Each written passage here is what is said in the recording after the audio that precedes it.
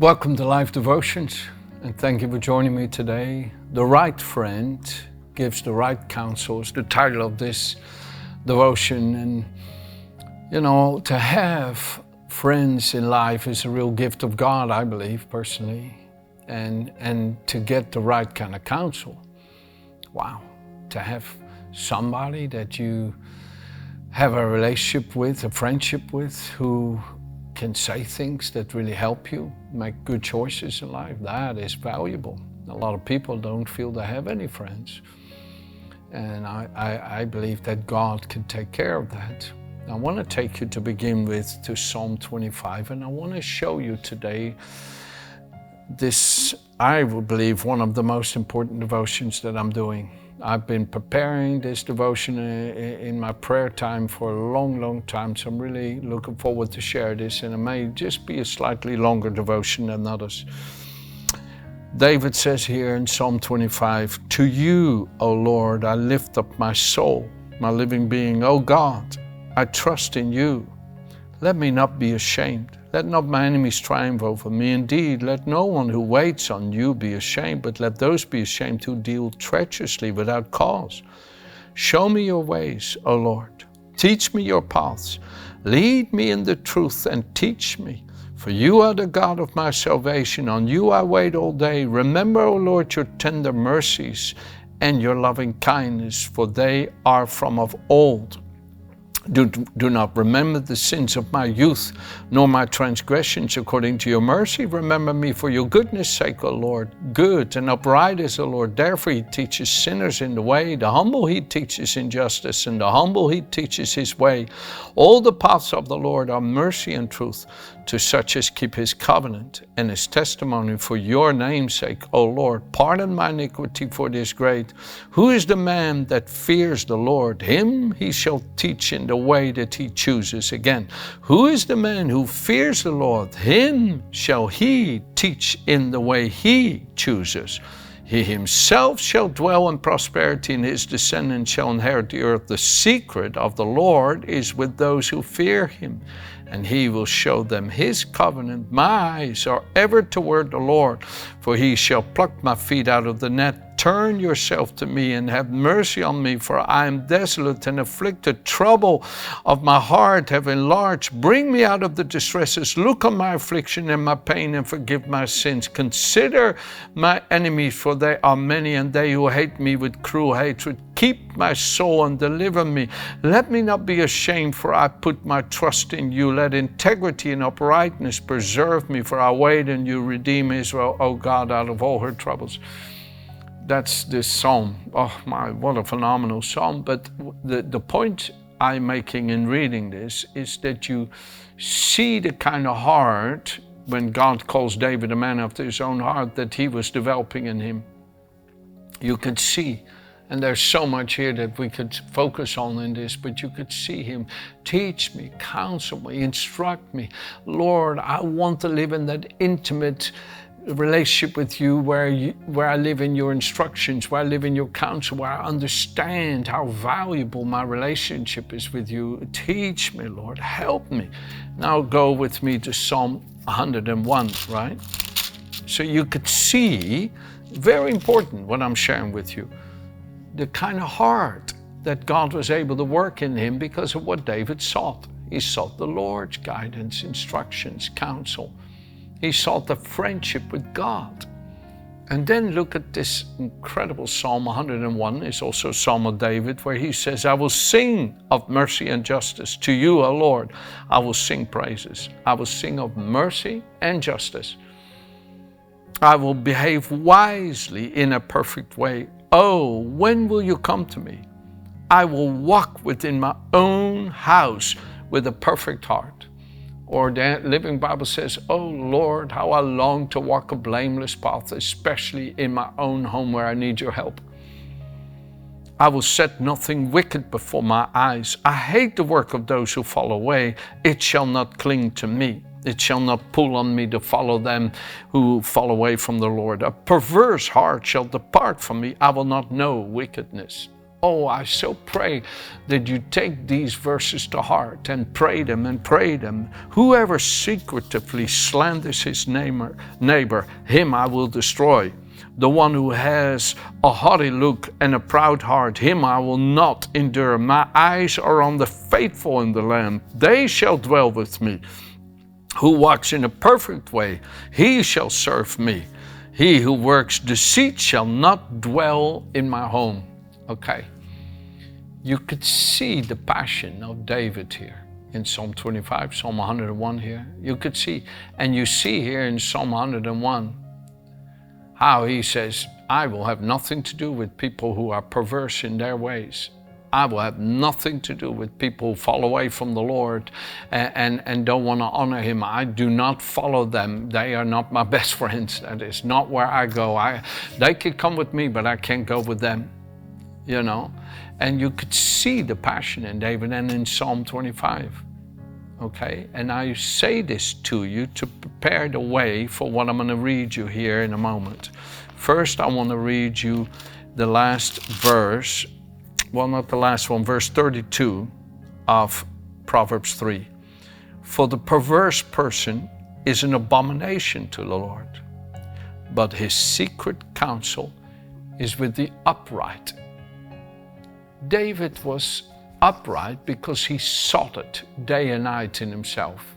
It wasn't that he wasn't a man like you and me who had his shortcomings, failings, and weaknesses, but he sought not to follow his shortcomings, failings, and weaknesses and did not use them to make excuses for himself. Oh, you don't understand what I'm going through. You don't understand how hard it is for me. You don't know what all, that self-pity stuff is deception and darkness. And if you yield to it, you will always make apologies for your failures and never learn the right way. And I know we can all do it, but you have to abandon that way of thinking and follow David in Psalm 25, who said, Lord, I want a true heart. Lord, I want your heart. Lord, I want your ways. Lord, I don't want to follow my ways, your ways, you see. And then he says here, I don't want to go along with those who will not walk within their own home with integrity and uprightness before God, right? Okay. I say all of this to prepare the way for 2 Samuel. 2 Samuel, please. Went the wrong direction. Here it is. 2 Samuel chapter 13. Okay. This is what I've been for a long time looking forward to share with you. The right friend, the title of this, gives the right counsel. Okay? After this, 2 Samuel chapter 13 verse 1, after this Absalom, the son of David, had a lovely sister whose name was Tamar. And Amnon, the son of David, loved her. And Amnon was so distressed over his sister Tamar that he became sick, for she was a virgin, and it was improper for Amnon to do anything to her. But Amnon had a friend whose name was Jonadab, the son of Shimei, David's brother. Now Jonadab was a very crafty man. And he said to him, Why are you, the king's son, becoming thinner day by day? Will you not tell me? And Amnon said to him, I love Tamar, my brother Absalom's sister.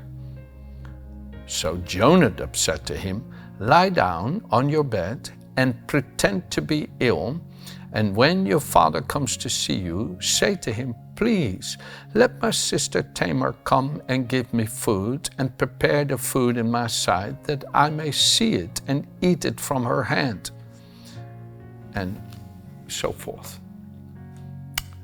So Amnon had a friend called Jonadab.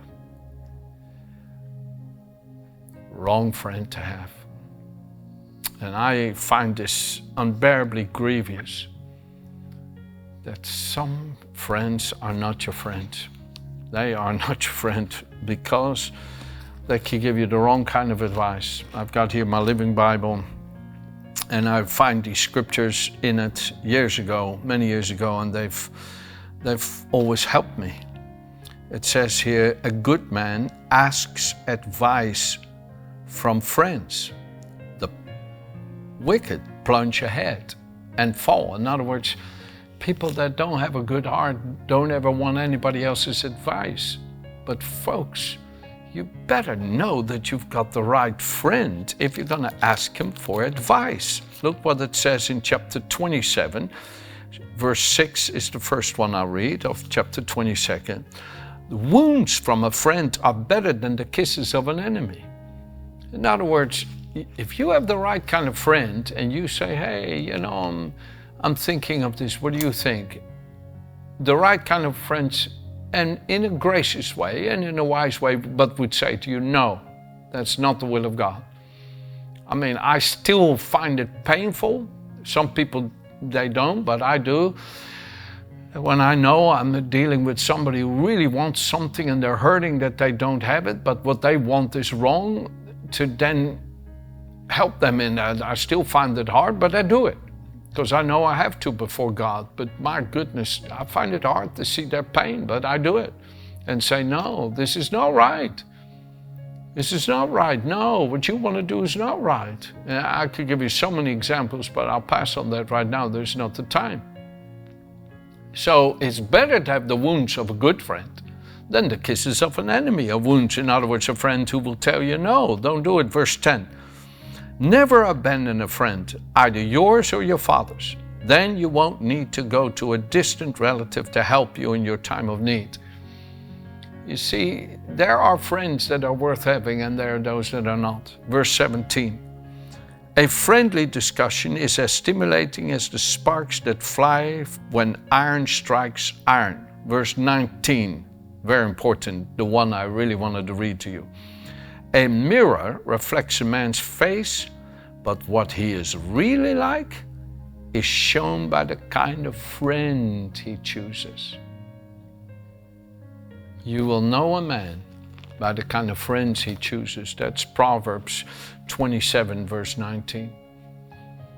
It is so important that we have the right kind of friend. The right kind of friend gives the right advice, is the title of this devotion.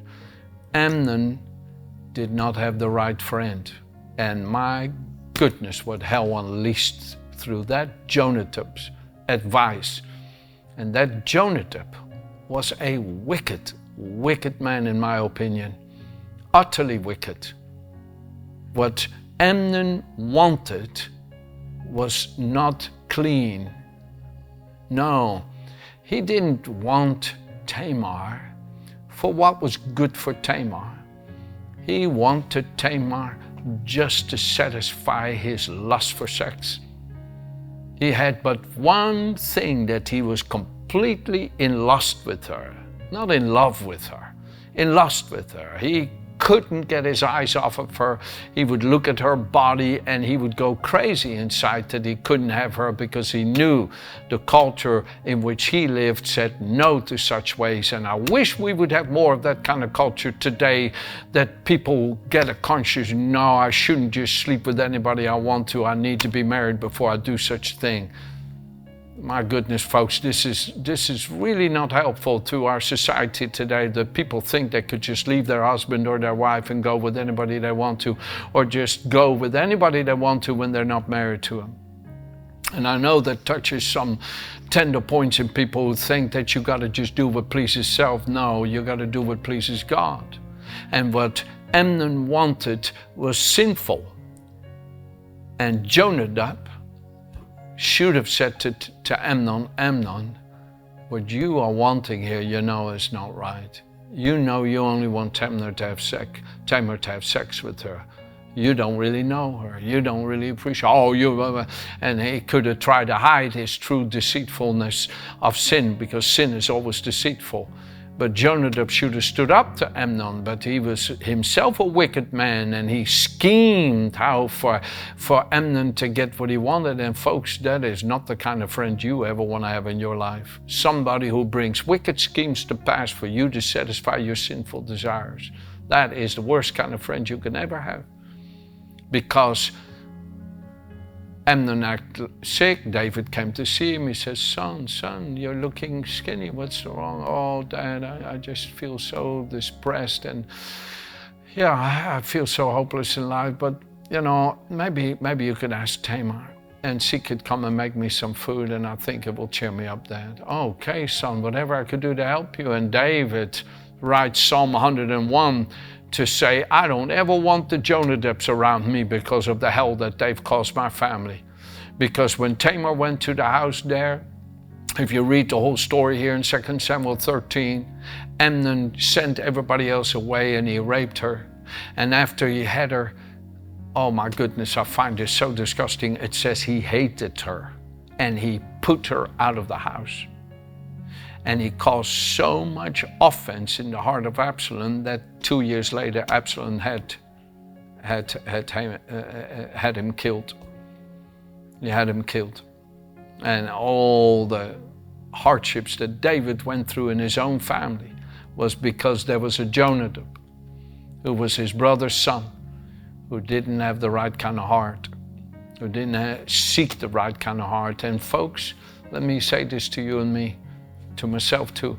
Unless we can daily seek the right kind of heart, we could all become Jonadabs without realizing it. We could all become like a Jonadab. We can all just, oh, you want this? Oh, well, I have some ideas how you can have this. We can all be seeking to please man instead of God.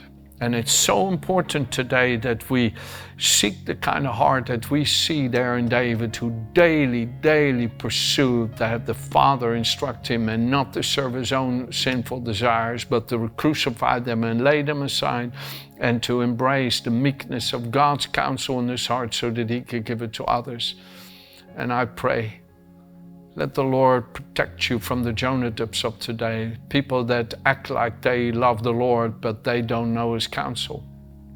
And they will only just kind of try to help you to get what you want, when if it's not the will of the Lord, it won't make you happy in the end.